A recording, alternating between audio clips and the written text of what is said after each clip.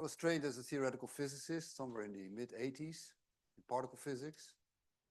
Then I started at the end, and I worked for Philips for a while, 2 years at the research labs in Eindhoven. Then I got interested in neural networks in the 1989, something like that.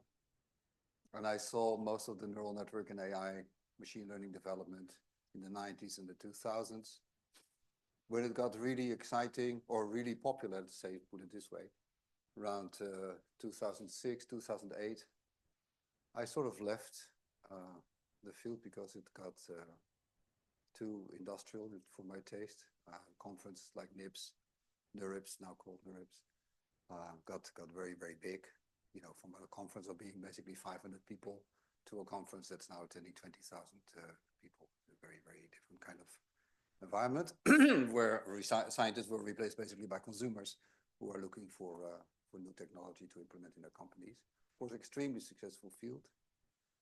In 2005, I worked in the 90s. I worked much on approximate inference in Bayesian networks using methods from statistical physics. Then early 2000, that sort of saturated. I think we got most of the tools from statistical physics into the machine learning community. And then I started working on control theory, developed something called path integral control theory, which I will also speak about later in this course. And I did that for about 10 years, trying to connect to robotics. Failed, actually, because it was not so good. I think it was, well, we can talk about that later. And then around 2018, I started working on quantum computing because I got interested, because I've always been interested in the intractability questions of computing. What is, how you can compute efficient. And mean field methods, Monte Carlo methods are, of course, one way to do approximate calculations efficiently. But quantum suggests to open another route. So I've been in that area now.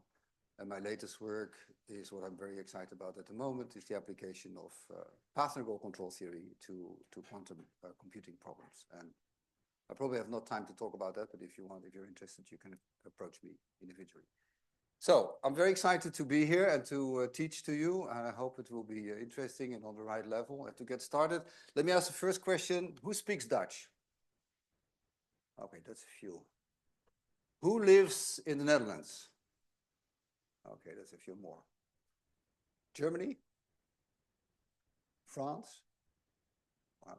Belgium? UK? Okay. Anybody outside of Europe? Okay, wow, very much, very welcome. Well, okay, then another question. Who has a background in, let's start with the most popular one, computer science? That's quite a few. Electrical engineering, okay, a few. Physics. Computer, what else? Anything else? Okay, what is anything else? Like what? Huh? Mathematics, of course, you know, forgot about that beautiful field. Okay. Okay, let's get started. Let's see whether I can get a screen here. I have to switch something. No, I have it in. It's in.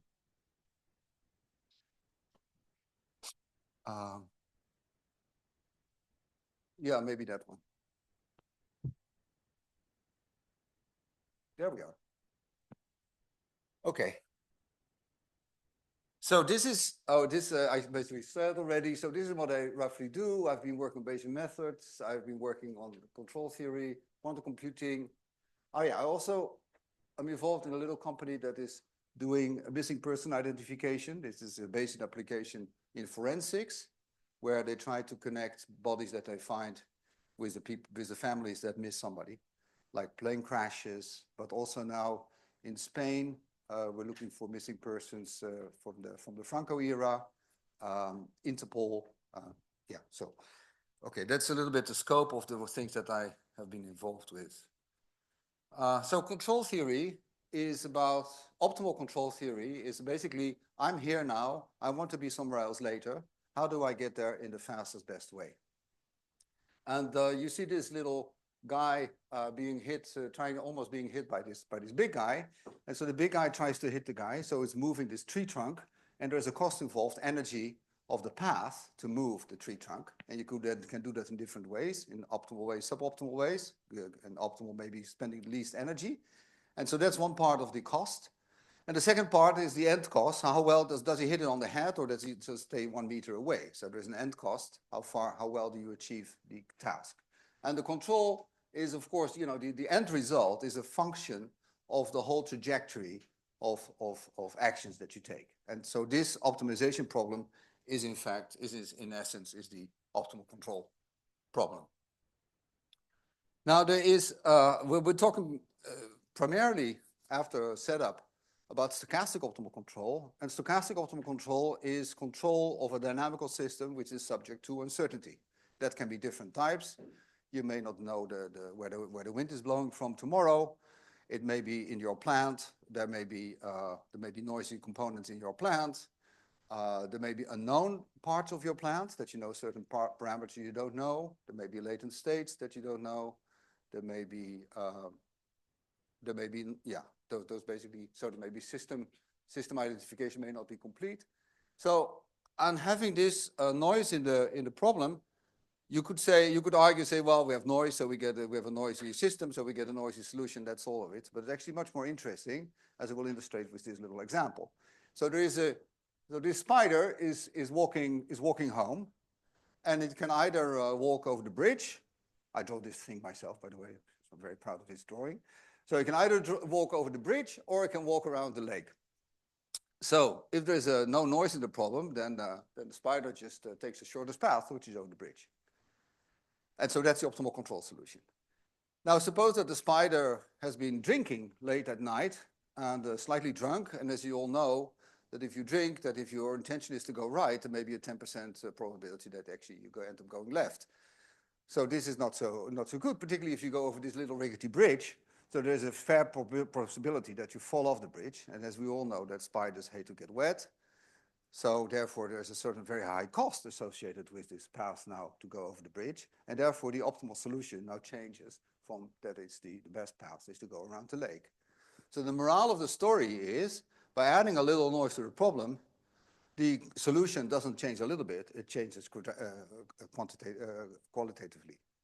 And this is reminiscent of a phase transition, like water turning into a solid, where you have you have a qualitative change, and the qualitative change is in this case in the water example is given by temperature, and there's a control parameter, and the temperature is in fact very similar to the noise in this problem. So you get a high noise solution and you get a low noise solution, and they're qualitatively different.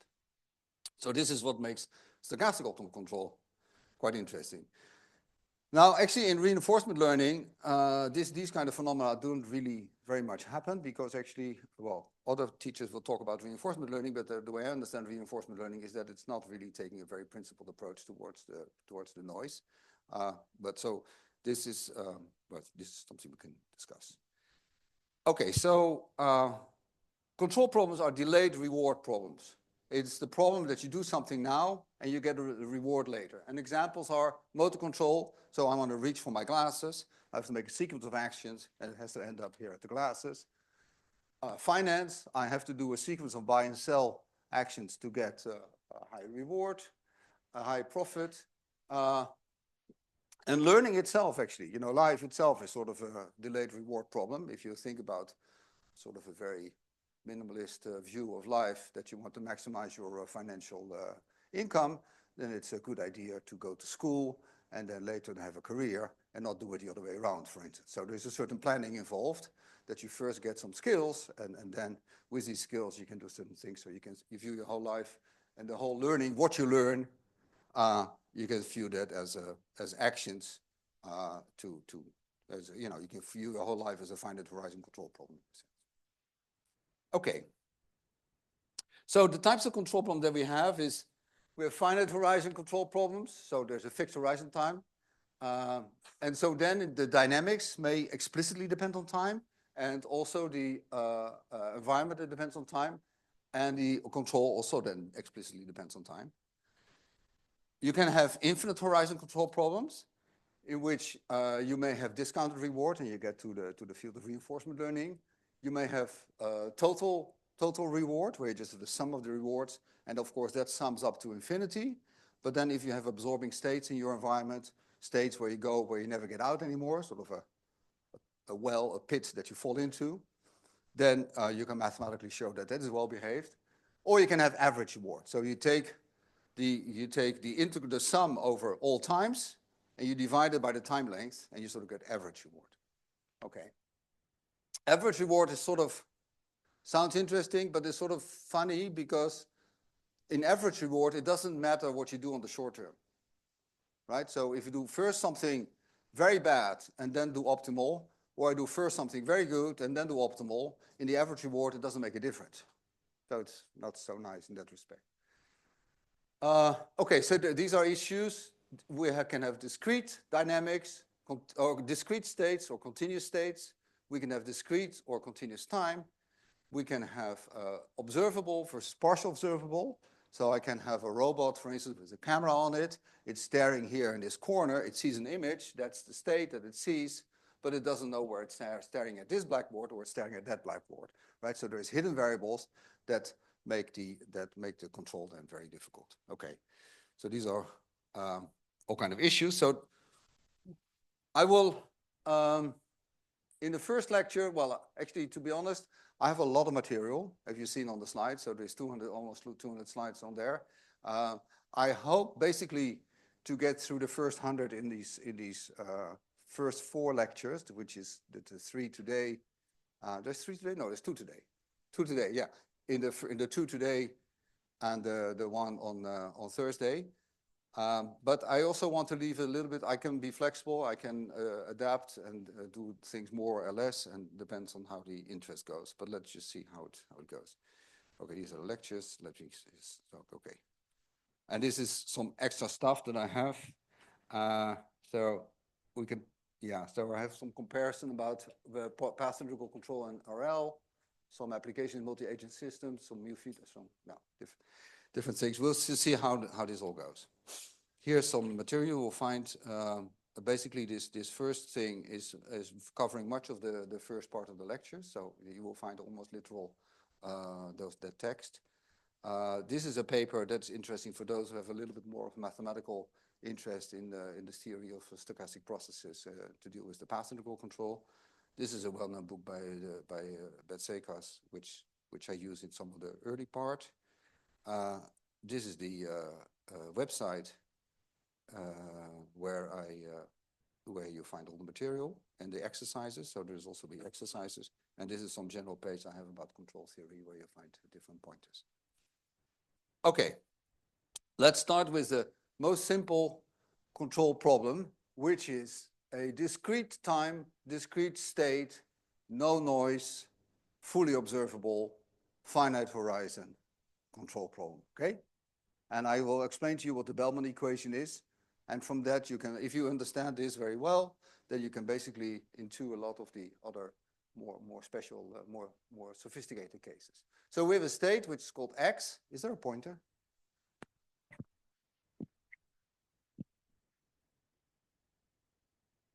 There's a state X, and it evolves according to this dynamics. And there's a control U, and then there is time, and we have time is discrete. It runs from 0 to t minus 1.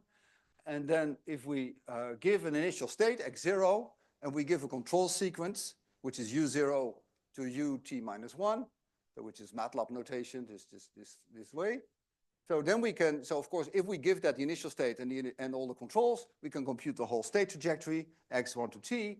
And then we can define a cost, which is a sum over terms for each time. This is, can go here. No, I have these small. This one by this. What this USB-C. Oh yeah, we can do that here. This goes here, and this goes here, right? And now what? Yeah, no. It's good. It's good. No, because this big connects You know, this otherwise it's No, hanging. no, it's good. Good, I think. It's good. I think this will work. Right. Okay, so we have a pointer. Yeah, so we have then the cost. It depends on all the states. It depends on all the controls, and it depends on particularly on the end state. And so this is then the cost. And the problem of optimal control is to find a sequence that minimizes this cost, right? Easy peasy. Okay, so here is an example. So we have here, you can view horizontal as time. So we have 4 time steps or five time steps. We start at state A, then you can go to state B, C, or D, and then you can go to E, F, or G, then you can do H, I, and that. And so you want to find the path that gets you from A to J with minimal cost. Okay, and the cost is given by the numbers on the arcs. So if I take A, B, E, I get 2 plus 7 plus 1 plus 3. That's my total cost. And of course, I can find the optimal control, the optimal sequence of trajectories by just exhaustively listing all the paths. But if you have many choices at each time step, of course, this goes exponentially, and you have a very big problem to solve. So what is the idea of dynamic programming? It is that the dynamic programming is basically using the fact that time is a one-dimensional concept, and that you can optimize the later part and do that independently of what you're going to do earlier. So let me unpack that for you. So suppose that I want to go from Amsterdam to New York, and I can go either through London or through Paris, right? I can if I know, I can now consider the sub-problem of going from London to New York and compute optimal control for that trajectory. How to do that? Either go through here Reykjavik or to whatever.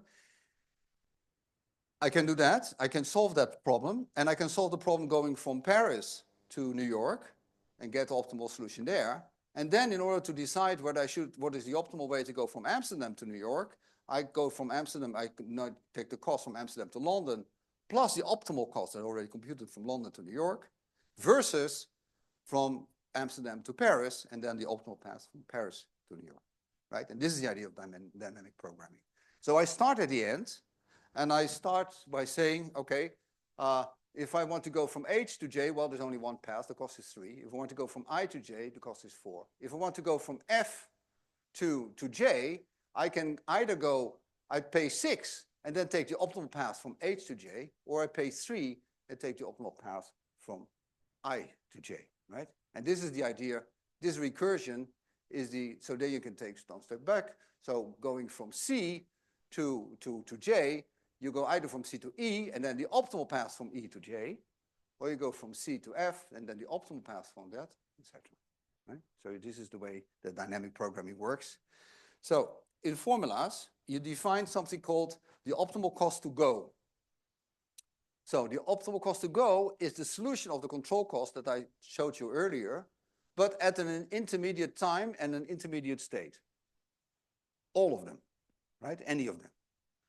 And I say, okay, so I solve that remaining control problem. That is, I minimize over all the remaining controls, that is ut till the end time, of the whole sum of the whole control that I have, all the control cost. And I start here at S is t, and I start at the state xt, which is this state here, right? Okay, so now this thing, if I take small t equal to big T, then this whole sum is empty, and I'm left with the end cost. So this gives a boundary condition to my problem, right? This is how I initialize this thing. And if I take small t equal to 0, I get the solution of my original control problem, right? And so this will give me then a recursion that is here. So I can now say, okay, I take this cost, I repeat the formula I had on the previous slide, and now I peel off the S is t term. So then I get R of t xt ut, which is here. And then I have so that this, and then phi is here, and the rest of the sum is here. Now I have this minimization from t to the end time, and I can split it in a minimization over the current time and the minimization over the remaining times, or the remaining ut. So there's a ut, and there's a ut plus 1 to that. So these two together are the whole minimization. And now you can see that the UT, I cannot take it through because this one depends on UT. But I can, the rest of the U's, I can take them through, right? Because this minimization, this was here in the front, but I can basically take it through because this xt plus 1 depends on ut plus 1, and in particularly also the end cost depends on all the remaining things that I do. So these ones can go through, but they can go through here. So if I make this division, then I see that here I recover the cost again, but now evaluated at t plus 1, because here was s is t, so you got here t, and now s is t plus 1, so we got t plus 1 here. And the state is xt plus 1, xt plus 1. So here we have jxt, here we have jt plus 1, xt plus 1. And now I can use the dynamics that I say that xt plus 1 is xt. This is just a dynamical rule, xt plus 1 is xt plus that, right? And now you see that this whole equation has the three parameters t and xt, t xt, t xt, and there's minimization over u, which is happening on the right-hand side, right? Now this is basically the main thing of control theory. If you understand this, then you're a long way. And it's called the Bellman equation. And so you have to compute this. Now it's of course very expensive, because if you have a large state space, then you have to compute it for all x and for all times. So all times is maybe okay, but all x is, can be quite big. Okay, but this is what it is. So how do you do this in practice? So, okay, how do you compute this? So I start the initialized j at the end. So then backwards from t is t minus 1 to 0. So I run t backwards. And all x, I compute this equation, this minimization. So for each x, I'm going to compute this, which is the r plus this. So if I'm at small t is t minus 1, then this thing will be just the end cost, phi. And I do that minimization. And it gives me, for each x, it gives me a different u. And I call that u star at time t of x. And then I plug that in there, this optimal one, and this gives me the optimal cost to go there. So it is evaluated, this function at the value u star, I get this thing. And that's my optimal cost to go at time, well, the capital T minus 1. I did it the first step. And then I do it for t is capital T minus 2, and I recurse this backwards, okay? And then I've computed it for all, I've computed u for all t's and for all x. And particularly, I've computed it for t is 0 and for the x that I'm currently, my initial state, x0, right? So from there, I now have a lookup where I can look up what is the optimal control there, and I can make a step forward. The step forward will get me to a new state at the time 1. And at that new state, I also have somewhere stored this optimal control, and I can do that one. I'll actually do that one, right? So it is quite cumbersome. So because in the backward step, you have to basically compute the controls for all states backwards. And then once you are at time 0, you start to go forward from your x0, which is your initial state. And you only, since the dynamics is deterministic, you will have only one trajectory. You go to x1, to x2, to x3, etc. And at each one, you have the optimal control. So you get a path of optimal controls, and you get a path of states, and that's it. But in order to get there, you have to compute in the backwards path all the control, the values in all the states. Is there any questions about this? Anybody want clarification on this? Clear? Okay. So now in the stochastic case, so let's say, okay, now suppose that we have a dynamics. We have this dynamics, and now this dynamics also depends on the noise variable. So suppose this is an example. So xt plus 1 is xt plus w, and w is a random variable which can take two values, plus or minus 1, with equal probability. And so then we get that we can solve for this dynamics. We say x of t is just the sum of the increments if we start initially at x is 0, right? And so then x now becomes a random variable. And so the cost also becomes a random variable. So C is now evaluated in xt, and xt is a random variable. And actually the cost itself can also have its own random component, which I now denote here, xi. So this is the stochastic setting. And so then, in that case, we're optimizing an expectation value. So if I ask you, so what is optimal? So if you have these noisy components, and once you go to the left, once you go to the right, with different trajectories, you have different costs, and of course you cannot optimize a stochastic quantity. You have to make it into a deterministic quantity in order to be able to optimize it. To make it into a deterministic quantity, for instance, you can take the mean value, or you can take the mean value plus the variance, or you can take the mean value minus the variance, or you can do any kind of thing, but you have to convert this stochastic thing into a deterministic quantity. Okay, so this is one way to do it. And then, so what does this mean? It means that you get that this is expectation values of this quantity, so this is the same as there. And then you have you take the expectation values, it's the probability over the different realizations of W, which are in the dynamics. So all these time points, you have a different plus or minus one variable with different probabilities. And you have these xi's, they also have different probabilities. So this is now the thing that you're optimizing. So this is called, so now once you're in the stochastic regime, the notion of the difference between closed loop and open loop control becomes relevant. Because as you remember, in the deterministic case, we just had one trajectory, and we only have, we have the controls along that trajectory, and that's it, right?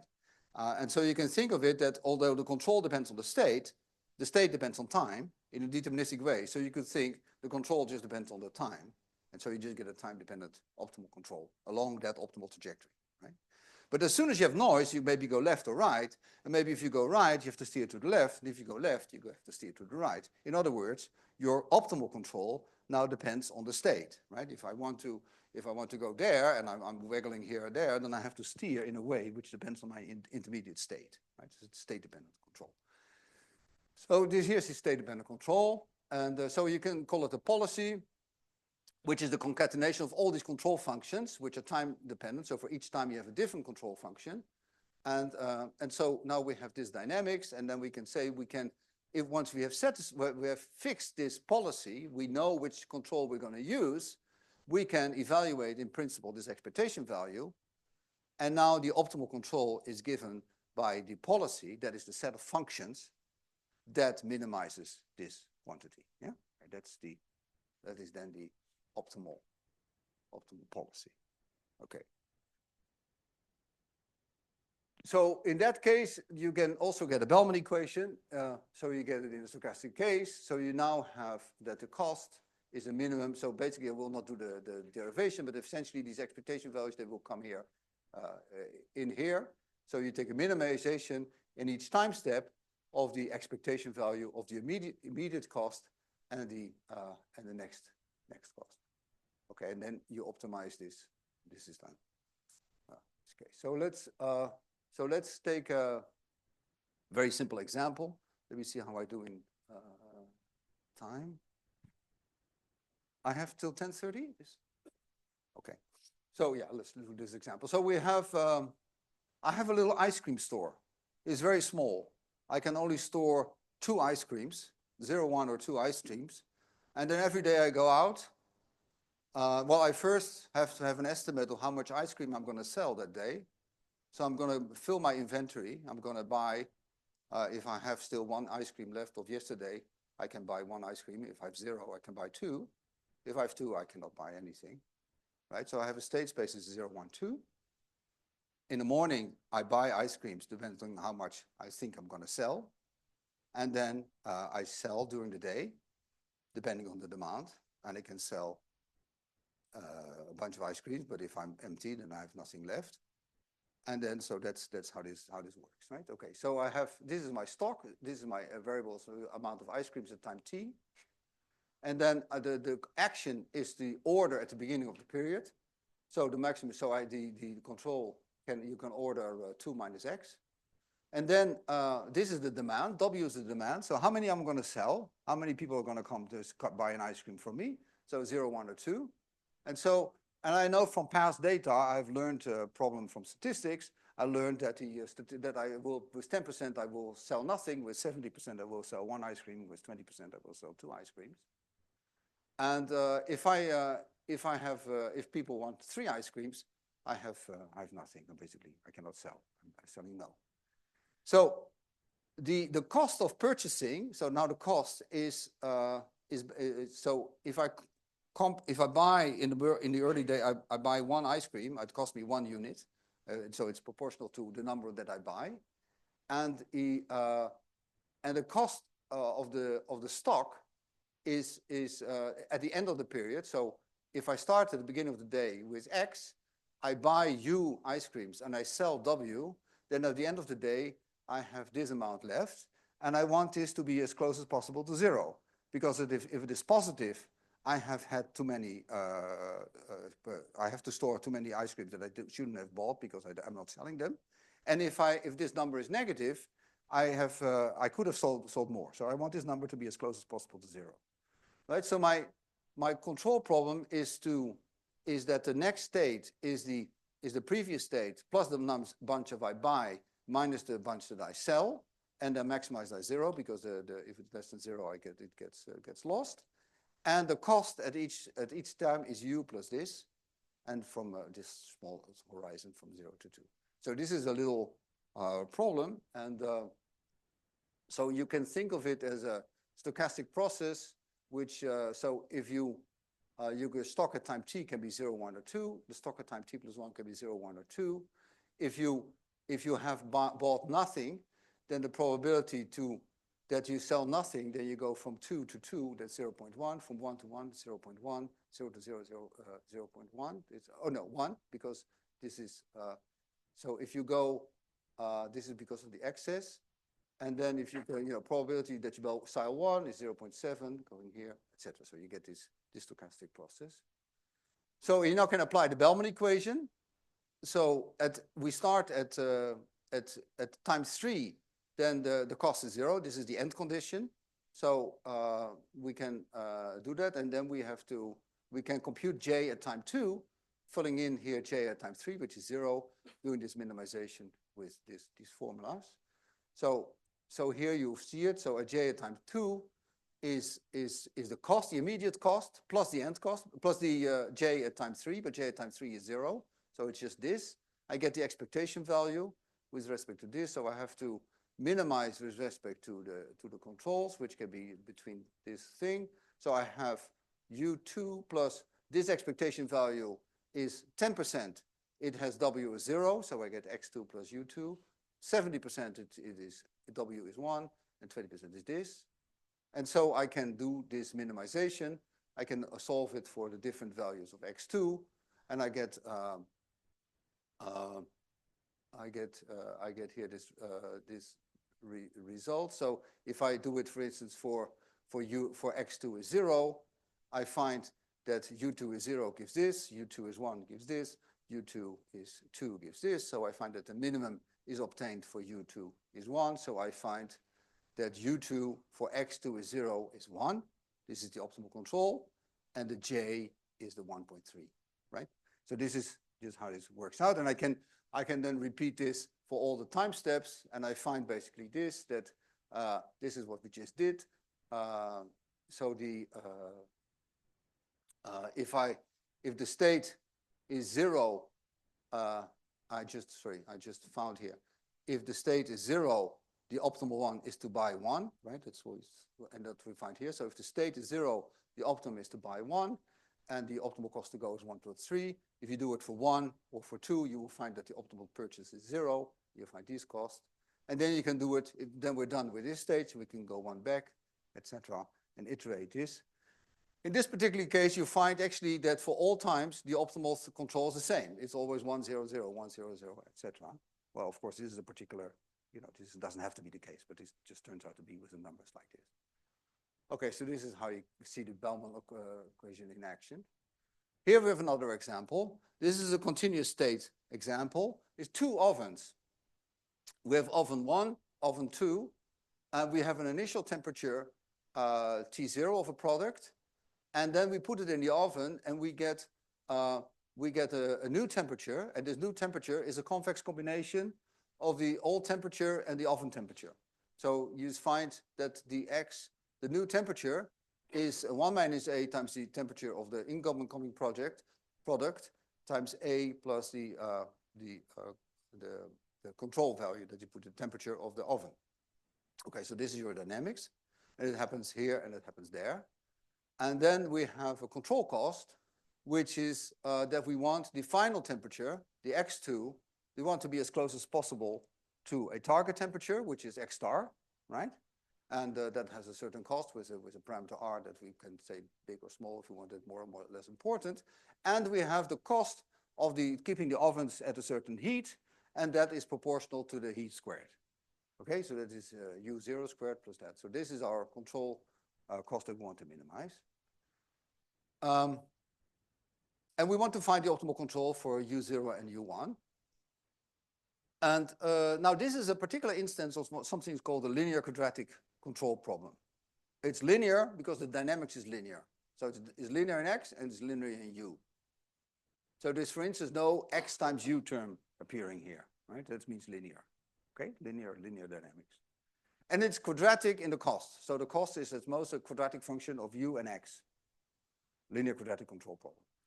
Now, this is interesting because it turns out that, you know, this nasty thing that we had in the previous with the ice cream store, that you get this horrible tabular kind of a solution, that here it actually things become very simple despite this horrible looking slide. The point is that so the end cost is quadratic, which is the end cost, and now we're going to compute the cost to go at the previous time. So this is equal to the cost to go at the end time, right? Because this is the end cost. This was the end cost. So let me just say, remember that this is the end cost, and this is the path cost, right? So the end cost is equal to J at the end time. So this is the end cost. It's a quadratic function, and it turns out that if you compute the cost to go at the earlier times, that t is 1 and t is 0, these are also quadratic functions.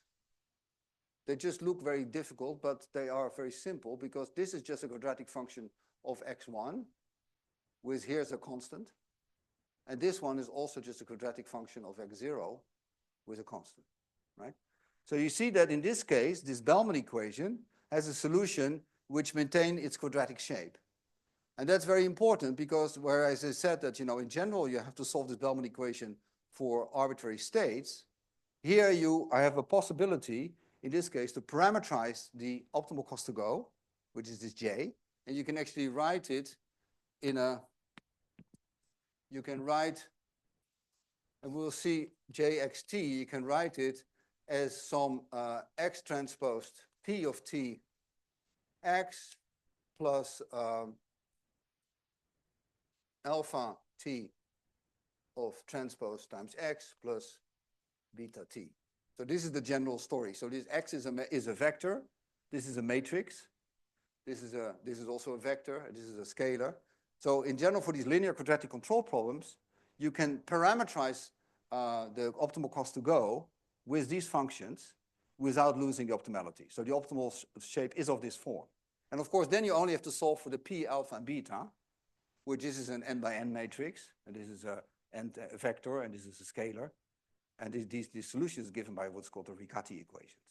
So we're going a little bit ahead, but this is an instance of that. And so instead of having to solve it explicitly for all states in a sort of a tabular way, you get a very close form, so you can easily get a simple solution. Okay, so that's this. Now the second thing that's important about linear quadratic control is what is called certainty equivalence. The statement is simply that if you have a linear quadratic control problem and you add Gaussian noise and you compute the optimal control for that problem, that the optimal control does not depend on the noise.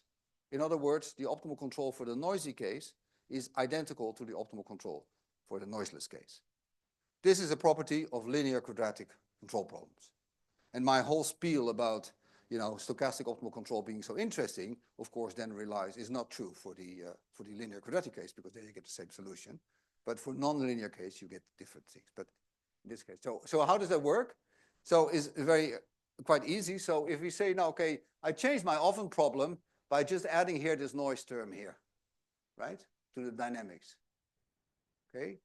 Then if I go to the Bellman equation, then for instance for J is 1, I get the minimization over U1 of U1 squared, which is the path cost, the path cost, the instantaneous cost, plus the Bellman the J at time 2, right, which is J at time 2 is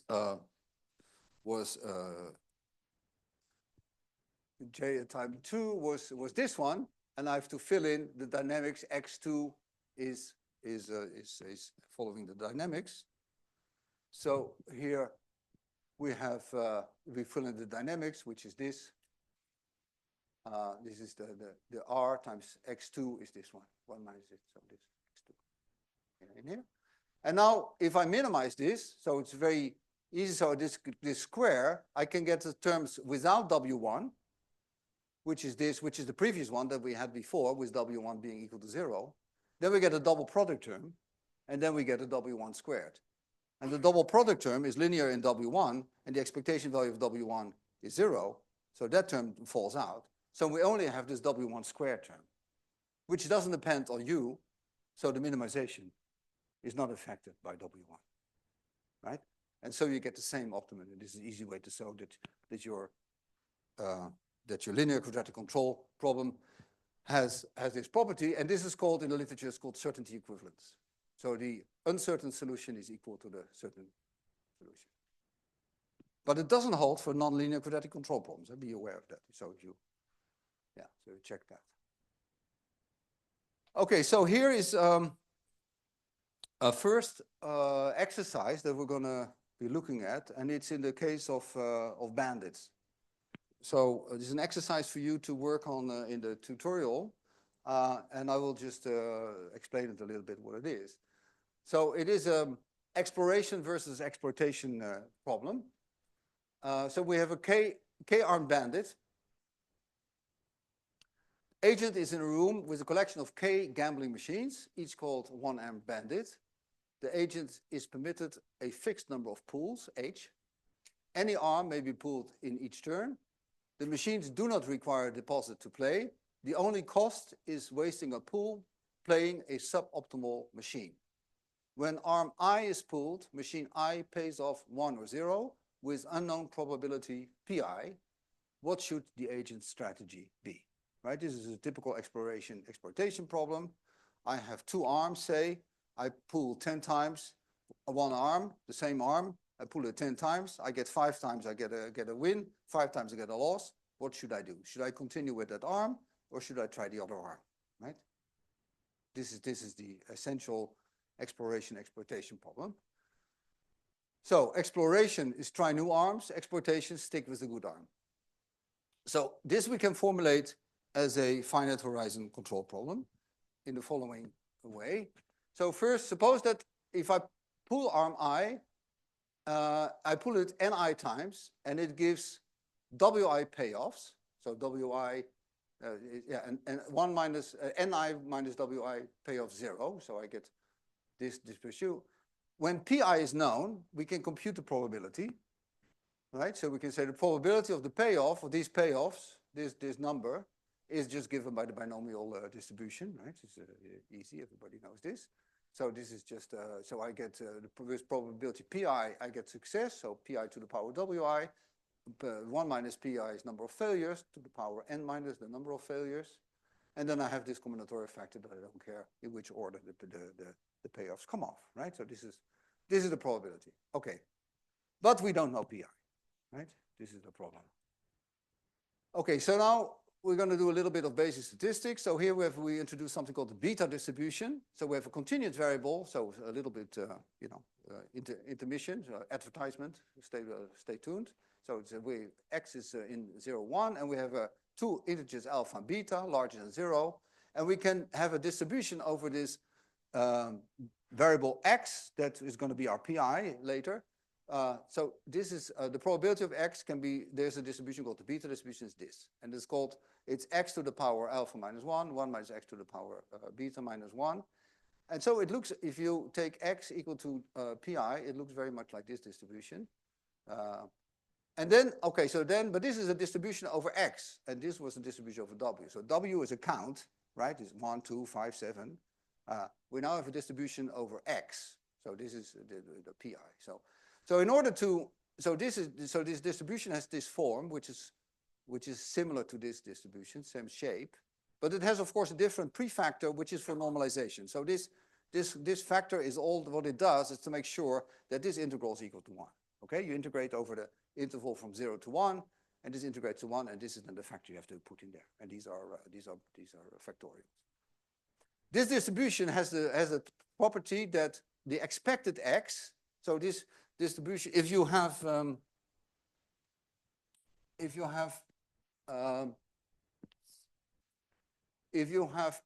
alpha and beta equal to 1, you get no dependence on X. So you get that this distribution is just a flat line. So this is P of X.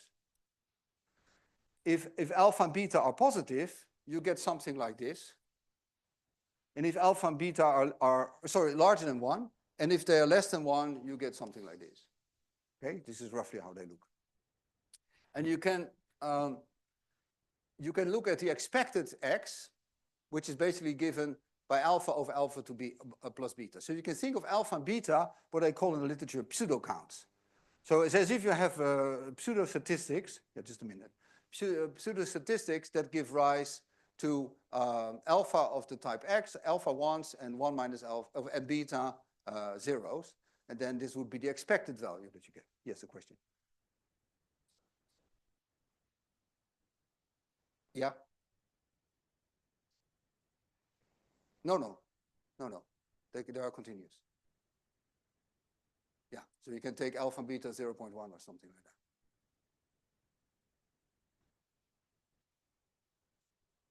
that. Huh? What? Oh, sorry. So yeah, that's a typo. Yeah, no, it's wrong. So this can be less than 1. And then this is actually is not factorial. This is for the integer case. Sorry, yeah, this is for the integer case, but you can also do this for the non-integer case, and this become gamma functions. So yeah, sorry, I went a little bit fast on that, but yeah, we don't actually need it to be larger. We don't need this small case of 0.1 or so. So we can also stay with the integers. Okay, so this is this thing. So so we can think of this. We can take a prior over pi to take the case that alpha and beta is equal to 1. Yeah. Okay. Then say so flat prior on pi. So this is what we do now. We say that all these bandits have a prior probability that that pi, the probability of success, can be any number between 0 and 1 with equal probability. Okay. That's how we say. So these are prior. Okay. So when we pull arm I, ni times, and giving wi payoffs, 1, and n minus w payoff 0, the posterior over pi is given by the Bayes rule, right? So the probability of pi given ni wi is the probability of wi given ni pi times the prior probability divided by some normalizer, right? This is Bayes rule, okay? And so this is a constant, so we can just ignore it and have here proportionality. This thing was 1, so we can also ignore it. And this thing is given by our by the likelihood. So it was just this term here, right? So we just get pi to the w. We get this term here, right? And so this is equal because of normalization. We now know that this is a beta distribution with alpha equal to wi plus 1 and beta equal n minus wi plus 1. Okay, that's just what we alpha. So the evidence defines our belief in pi. So we have these numbers, and so this is it. So okay. So we can now treat this bandit problem, where we have to do the exploration, as a we can talk about something called belief state. Okay. So this is initially the person who's pulling the arms has a belief state that all the bandits have a flat distribution over their PIs, and now we're going to pool, and now these probabilities are going to change, and these so the belief state is given for each bandit. So I runs over the number of bandits by two numbers, right? So the total belief state is this whole tuple, N1, W1, up to NK, WK. So that sets our belief state, okay? With K is the number of bandits, and the sum over the NI's equal to T, which is the total number that we've pooled so far, right? So we have, so if T is 1 and we have 2 bandits, then either N1 is 1 and N2 is 0, or N1 is 0 and N2 is 1. Right?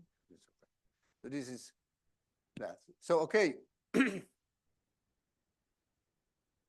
So we now can talk about the value function. So this is, we now define the optimal cost to go. This is what we call J before. At time t is the expected remaining payoff at time t, given that the total pool number of pools is H, and we use the remaining pools optimally. So that is the optimal cost to go. So so here you, so okay, here we, so if we start at t is the horizon time, we find that there is no remaining pools left, and the optimal cost to go is 0, right? There's nothing left. So if we know Vt for all states at iteration t, we can compute Vt minus 1 for any belief state. So Vt minus 1 in some state is the max, which is the max over u, which we had in the Bellman. This is the Bellman equation. So the max over u, and what are the u's here? There are the different actions I can choose bandit 1, bandit 2, bandit 3, and okay. So it's a max over the possible choice of the choice of bandits that I can choose. And then I get the expectation value of the value if you take that action I, at that time t minus 1, and I behave optimally ever after, right? So this is what you have in the Bellman equation. You had an immediate cost, which is this term, and then the optimal, which comes from the value function that you had previously computed in the next iteration. Okay, so here, so this max we have here. Now, so okay, if you take, so then this goes into two terms. So I have a probability that this arm, I take arm I now in this thing, in these square brackets. I take arm I, and I have a probability rho I, which is basically given from the beta distribution, a rho I, that it returns value 1, and then I move to the state where Ni, I have taken arm I, Ni goes to Ni plus 1, and the reward also goes to the reward plus 1, right? So I've chosen this arm, and it goes to 1. Or I have with probability 1 minus rho, the arm returns 0, and then I move to the state n plus 1 with W doesn't change. Okay, go to that state. So then what do I do here? So okay, now the value of this thing that you returns 1 is just rho itself. So I get with rho, this is just rho, and then rho here, so this is just rho. And I get 1 minus rho returns 0, so then there's a 0 here. I just get 1 minus rho this term. So this is the thing, this is now my Bellman equation. And this rho is given by basically by this expectation value, that we get the expected P is given by our beliefs. That is given by this Bayes rule, right? That we had with our belief state. Okay, so now, so here you can. Okay, so now we get into examples. I think you can read this yourself. Let me not go on this, and let me skip on. So we're going to do this in the exercises. Then you have to program this yourself, and here you see some example. And here is a MATLAB code that computes then all these things for different states. You start at time 3, time 2, time 1, and 0, and then once you have that, you can use this for optimal exploration. So first step, you pull. So let's say we have, in this case, we have two bandits, and we have let's see, we have two bandits, and we have horizon time 4. So then after we have computed these V's, then in the first step you pull one arm because our probabilities are equal. It doesn't matter which arm you pull. So suppose we win, then our state is 1, 1, 0, 0, which means N1 is 1. We have pulled arm 1. We get a win. So W1 is 1. And we have not pulled arm 2. And we have not reward there. And so we get our rho 1, which is the probability that the expected value of return of arm 1 is now 2/3 from this formula, right? Is 1 over, it's 2 over 3, right? And the other one will give probability 1/2. And then so now the second step, we determine the optimal pool from this state, say we're in this state, and then we get, we have to compare, if we pull arm 1, we have a probability rho 1 to get a 1, and then with rho 1, we get to the state 2, 2, because we pull arm 1, this one goes up and that one goes up. Or with 1 minus rho 1, we go to the state 2, 1. We have pulled it twice, but we have only one success. Or we pull arm 2, and then we get rho 2, etc. We get these things. And so then you can do the calculation. You'll find that you get that it's better to pull arm 1, etc. And so this gives you the optimal exploration of this bandit case. So this is an exercise for you to get acquainted with dynamic programming. Okay, so let's now move to continuous time. So the unless there's questions. No? So, okay, so we had this dynamics and we had the xt plus 1 and xt, and now we call this xt plus dt, and we just enter here a dt here. And so now it becomes a differential equation in the limit of dt going to 0.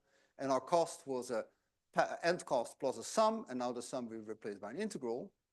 And now if we just take the Bellman equation that we had before, so we remember we had this Bellman equation, and now we do that same. So we have the j at time t is the immediate cost, and we multiply the dt, which comes from here, from this dt.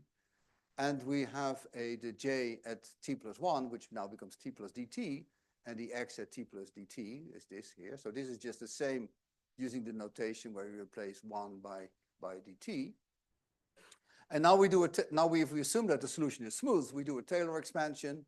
We say that, okay, this is j at t plus the time derivative, the delta t is time derivative, and space derivative to first order. So we get all these terms proportional to order dt. And we have here a j here and a j there, which cancel. And then we can divide, then everything is proportional to dt. And we can see that this term does not depend on u. So we can take this to the other side. And now we divide everything by dt. We get basically that the time derivative we get this equation, very simple. And this is called also called the Bellman equation in continuous time. And again, it's solved with a boundary condition at the end time. So very similar. So this is here's again that same equation. So the boundary condition at the end time is called the Bellman, Hamilton, Jacobi Bellman equation, because actually this equation is very similar to classical mechanics, which is a field of 19th century physics, classical physics, which deals with Lagrangians and Hamiltonians, etc. It's a whole field in itself, and in that field you get something like you get Lagrange equations of motion, and these were developed by Hamilton and Jacobi.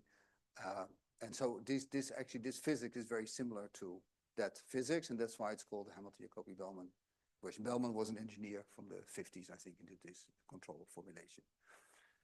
Okay, so a nice name for this J is what is called the anticipated potential.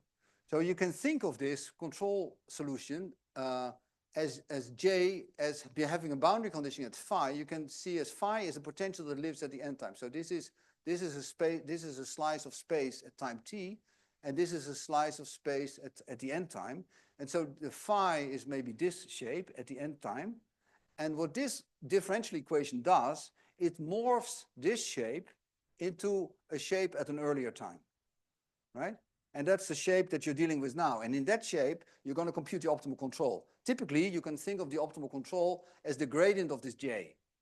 So instead of moving in the gradient in the end cost, you're moving in the gradient in the current cost, which is the anticipated cost that you have to deal with now in order to deal with this delayed reward problem in the future. Right? So this term anticipated potential captures that very much. What do you have to do now in order to solve this problem optimally in the future? Okay, so here is an example of that continuous solution, continuous approach. So suppose we have a mass on a spring. There is a spring here, and the mass is subject to two forces. One is a spring force. So if I pull it down, the spring will push it up. So there is a force which is inversely to z, which is the displacement. So if the displacement is negative, the force is positive. If the displacement is positive, the force is negative. That's captured by this thing. And there's a control force, which is just called u. And that is the one we want to compute. And there's no gravity in this problem, despite the fact that this thing is hanging. So it's no gravity. So we have Newton's law, F is m times a. So F is minus z plus u, so that's this. And m times a, that's m times z double dot, is the second derivative of z with respect to time. So we take m as 1. And then so we have this dynamics now. So in the control problem, given an initial position and velocity, z naught and z dot naught, the sum at 0, say, at time 0, find the control path in an interval with control in intervals plus or minus 1, such that at the end time, z is maximum. Okay, this is the control problem to solve. Now, this dynamics is not of this form, because this is a first order dynamics, and then we have a second order dynamics. So the way to deal with that is very easy. So you can make a second order dynamics into a first order dynamics by just adding some additional variables. So we define x1 is z, so there's a copy of the state itself, and x2 is z dot. So then we find that if we take x1 dot, we find x1 dot, it's z dot, and z dot is x2, so x1 dot is x2, sorry, x1 dot is x2. And if we take x2 dot, we get z double dot, and z double dot is minus z plus u, and z was x1, so we get minus x1 plus u. So we get here this first order differential equation for this system. And so we have an end cost, we want to maximize z, and so we want to minimize minus z, so our cost is minus z, and z was x1. So we get this as end cost, and we have no path cost. Okay, r is 0. So this is our control problem. Okay, so we look at the Bellman equation. So we have now this equation. So r is 0. So we just have this term, and we have an. Let me just write this down. So we have x1 dot is x2, and x2 dot is minus x1 plus u. And this is what we call f1, and this is f2. So these are the two components of our f, right? So we have, if we think of this here, this f, the x dt is f. So if x has two components, f also has two components. And these are the two components.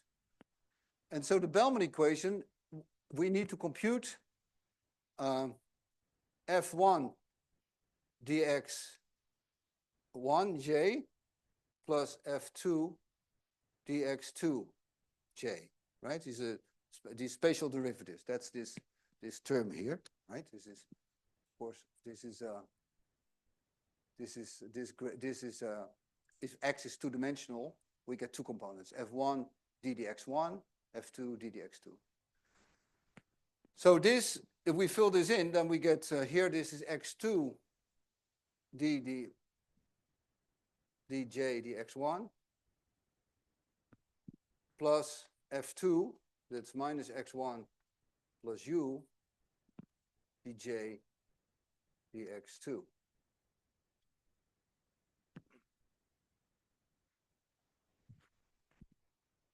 So that we have here. And now we have to minimize with respect to u, okay? And so we see that there's only this term. Now this depends linearly on u. And that's why we have put this constraint on u, because otherwise we're going to run off to plus or minus infinity, right? because we have no other cost that penalizes it. In other words, so if the gradient, if this gradient is positive, there's a positive slope, then the minimization will take u to the minus value, and it will stick at -1. Okay? And if this gradient is negative, we will get the minimum value if u is maximal. So we get u is +1. In other words, u is minus the sign of this thing.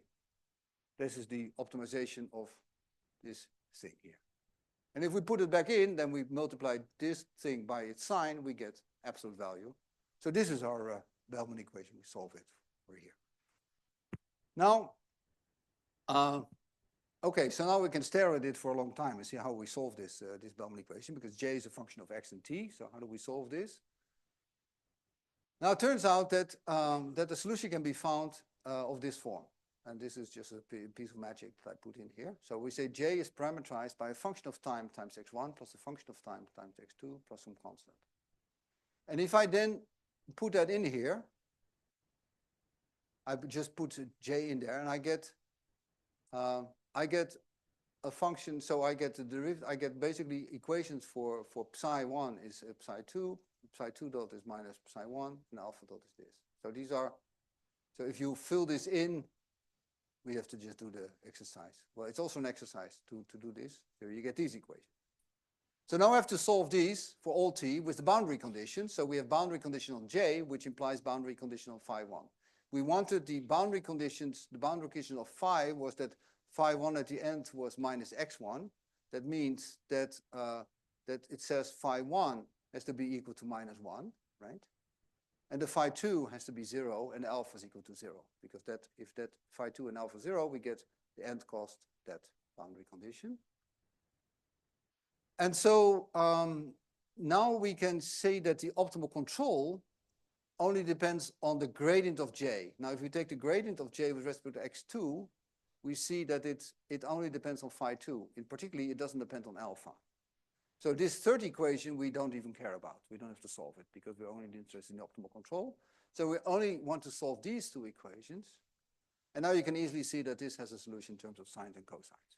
Right? It's easy to solve. And this has the right boundary condition that if you put t equal to the end time, you get here -1, which is the boundary condition. And this one gives 0 as it should. So in particular, if you now take now we can compute the control, because the control was the minus the sign of the gradient, and the gradient was psi2, and the psi2 was the sine of t minus t, so we get here the optimal control. So in an example, if we take the end time equal to 2 pi, then the optimal control is -1 in the period from 0 to pi, and it is +1 in the period from pi to 2 pi. As again, you get this because of this setup. It's called bang-bang control. So you have no explicit cost on the control, just these boundaries, plus and -1. That means that the optimal control is always at -1 or at +1, which is the bang-bang nature of the control. And so this is, here you see a bang-bang controller. And the optimal thing is that if you want at the end to have Z maximum, that the thing is that you first push down and then you push up, and this gives you the maximum thing to at the end time, right? This is the optimal solution. Okay. Any questions about this? Yeah.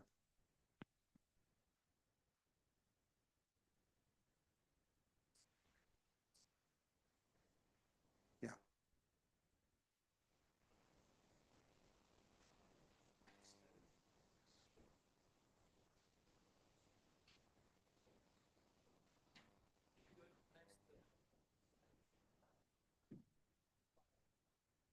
Yeah.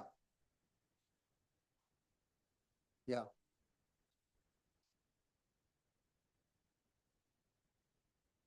Apparently not. No, you should. No, you should. You should. I mean, because you know the oscillator, the spring has its own resonant frequency, huh? And you want to. So if you want to have a stimulus in this case, you're driving it periodically, basically, right? If you 4 pi, you drive it up and down, and if you drive it periodically, you drive it in the frequency of its own frequency, and that gives you take advantage of that natural frequency of the spring to get it to maximum. If you were to do it for 2 pi down and then for 2 pi up, you're frustrating that. You're basically forcing it with a frequency which is half the frequency or the natural frequency of the thing itself, and it will not be as effective. So in fact, you can do the exercise. So if you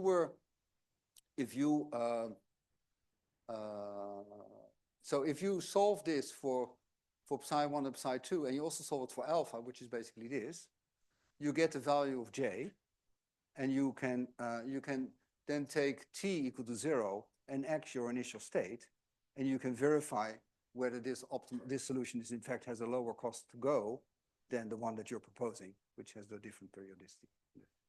Yeah. Yeah.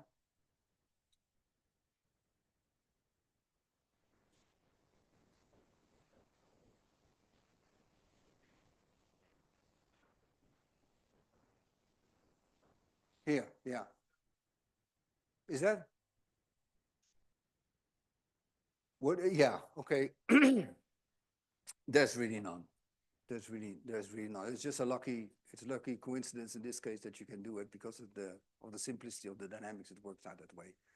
I told you for the linear quadratic control, there is a whole class of functions for which you have this parametrization there in red.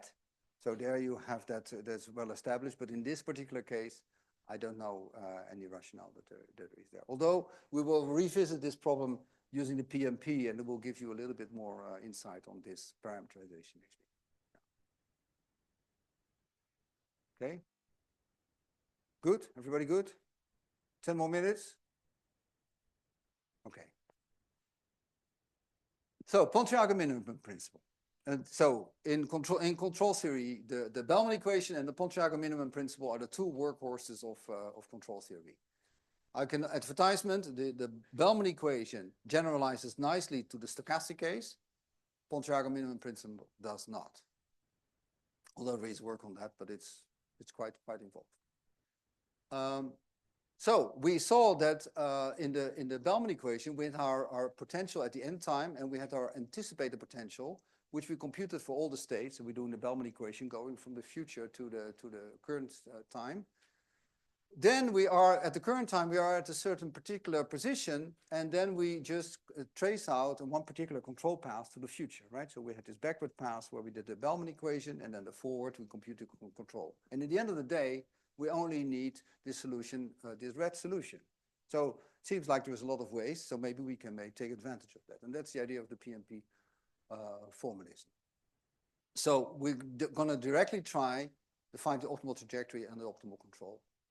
Okay, and it works, it's a little bit involved if you don't have no familiarity with variational calculus, but this is what it is. Okay, so we have, this is our cost, right? This is the cost that we've considered before. And we want to minimize it over, we say now, okay, we want to minimize it over controls, but now we're going to write it slightly different. We're going to say we're going to minimize over controls and we're going to minimize over states. But of course, the states and the controls are connected by each other, right? If I give you the controls, the states are given, right? So these are not really independent in the optimizations, but we can make it a constraint optimization. So we say, okay, the dynamics is our constraint. And so what does that mean? So it means that at each time, this difference has to be 0 between x dot. So x dot minus f is 0 for all times. And that sets up an implicit relation between these controls over the whole trajectory of controls and the whole trajectory of states. Okay? Make it a constraint optimization. So how does that work out? So who of you is familiar with constraint optimization and Lagrange multipliers? Everybody. Oh, that's excellent. So that's good. So so this is basically what we do. So we have to enforce this constraint for all times. So this becomes a Lagrange multiplier function. So that is this lambda of t. Okay, so we get our cost here, the same here, the same here. And now we add this Lagrange multiplier that enforces this difference to be 0. Okay, and it's integrated over all time. So this is our Lagrange multiplier. And the sign doesn't matter because we just redefine lambda minus lambda, so it doesn't matter which sign we put here. Okay. And now, so this is basically, this is the cost we want to optimize, this constraint optimization problem. And now we make a definition where we define minus h as r minus lambda f. So this becomes r minus lambda f, so this is minus h. And then we have lambda x dot there, okay? That's it. So now we find the solution by extremizing C. And we do a variational calculus. That means that we're going to vary with respect to both the x and the u and the lambda. So we have delta C is the change in phi at the end time. This is the space derivative, the phi dx, times delta xt. That is this variation. And then we get in the integral, we had here this term. We get, it depends on x, on u, and lambda. So we basically get dh dx delta x, dh du delta u, dh d lambda delta lambda. And then we get, from this last term, we get delta lambda x dot, and we get lambda delta x dot. So this is x dot delta lambda, lambda delta x dot. Okay. And now we have to, so now everything is fine except for this delta x dot. Now we have to get rid of that. And we do that as follows. So we have a term, integral dt, lambda t, delta x dot t. And we write, so delta x dot t is basically delta dx dt. And we write it as d dt delta x. We write it in this way. So then we get here integral dt lambda t d dt delta x t. So we have here this. We have not done anything. And now we do partial integration. And we write this as minus the integral dt d lambda dt delta x plus a stock term, which is lambda t delta xt, sorry, delta xt, evaluated at 0 and t. This term is appearing now. This is the lambda dt here is this one. And this one, we evaluate, it gives lambda at capital T, delta t at capital T, which gets out of the integral, which is this one. And the other one at 0 is 0 because we're not varying at time 0, because we have a fixed initial state. Okay, that one doesn't go. So then we are here. And now we're fine, because now we say, okay, all the terms that multiply these variants, they have to be 0. So we get, in particular, we're going to say first on this one, we're going to say HU is equal to 0. So we're going to, okay, the program is as follows. We're going to say that the HDU is equal to 0. That's satisfying this thing. And we're going to, H was a function of T, X, U, and lambda. And we're going to solve, we're going to assume that we can solve for U and setting this equal to 0. So U becomes a function of T, X, and lambda, right? Okay, so this is, we have solved this. And now we have the, so the other equations that we get are the h dx is minus d lambda dt, and we have the h d lambda is dx dt, and we have a boundary condition on lambda at the end time is minus the spatial derivative phi, right? So these are the things that we have. And so we get here, x dot is the h d lambda, where we already solved for the h du is 0, where we have the optimal u, we put it in there. lambda dot is minus the h dx. And the boundary conditions are x at 0 and lambda is that. Okay? And this is the mixed boundary value problem. Okay. So we can do this. We do this for the mass of the spring. And that is, then we have a coffee break. So here's the problem. We had the same problem. So the Hamiltonian h that we had in the PMP formulation is minus the cost plus lambda this. So this one was 0. So we get lambda x2, lambda 1 x2, lambda 2 that. So that's just that. We're going to solve for the optimal h star, which is the by optimized with respect to u. So we find then this solution because lambda u is equal to minus the sign of lambda, right? That's from the optimization here. And so we get this equation here now in terms of h star, which is the h optimized with the value u star, is this thing. And then we get the Hamilton equations. X dot is the h star d lambda. So the h star d lambda, the h star d lambda, you get x1 dot is x2 because x1 is the h star d lambda 1. You get x2. x2 dot is the h d lambda 2. It gives this thing. So this equation is nothing else as the dynamics here evaluated for u being the optimal value. So, right? So this one of these Hamilton equations gives back the original dynamics, and the other one gives the new thing, which is this one. The lambda dot is the h dx.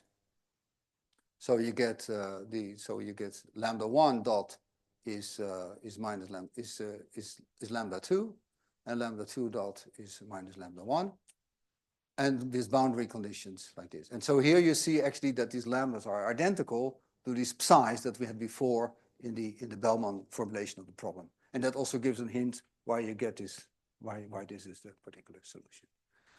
So here you have the same solution to the same problem. Okay, let me maybe not go over time because it's 10:30, but maybe I'll do it later or in the tutorials. Okay, let's see whether there's any more questions about this. So you've learned about Bellman equation, PMP equation, and optimal exploration in a Bayesian way. In the exercises, oh yeah, let me just show the exercise. Let me just do that a moment.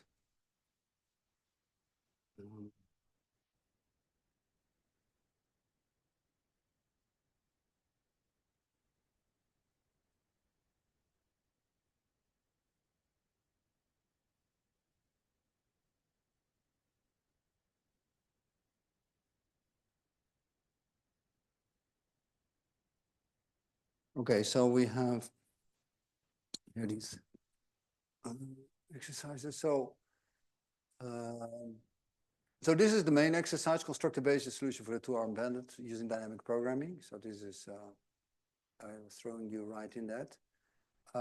And then you can also, this exercises with this.